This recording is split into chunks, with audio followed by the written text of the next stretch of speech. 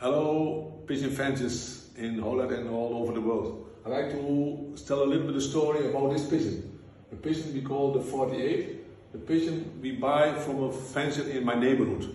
We fly 4 or 5 years together, so we know who this pigeon was.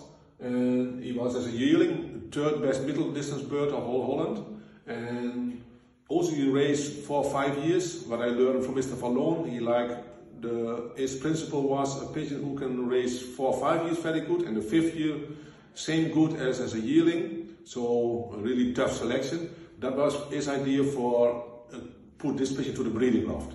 So we fly with it, or we had competitors together, and then I heard one time that this man was Herman Amon from New Dordrecht, and this man gave up his spot, and so the 48 was for sale. So I go to this man in the evening, and with my money I saved in my pet shop. So I asked him, Mr. Animal, I heard that you will sell the pigeon, and it's the 48 for sale. And I see this man almost got sweating and goosebumps on his head. So I feel it was a small fancier. This was his #1 pigeon. So, but at the end of the day, we could buy this pigeon. So we bring him back to New Amsterdam, and then later on, after a few years, we pair him with a direct Jansen hen. We call it Gouden Duifje. And Gouden Duifje was bred from Goed Duifje from the Jansen brothers. And this pair was the first pair where still in our family is all about this pair. So in general, like I say, we had 3 or 4 super breeding pairs. And this 3 or 4 pairs is all the family we have still in our loft.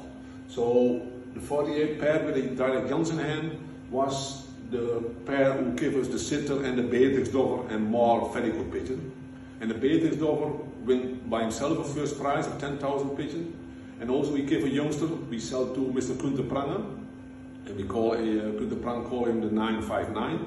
And this pigeon was the father of the Ringlose. And the Ringlose also gave a lot of ace pigeon in Germany.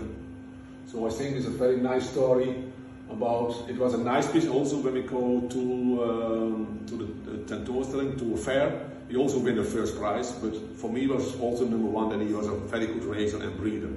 And the offspring was a lot of Jansen brothers inside through the Smulders family, and also a little bit of Delba. Delba was well known in Belgium for his long distance pigeon. Thank you for watching, and hope to see you next week with another story.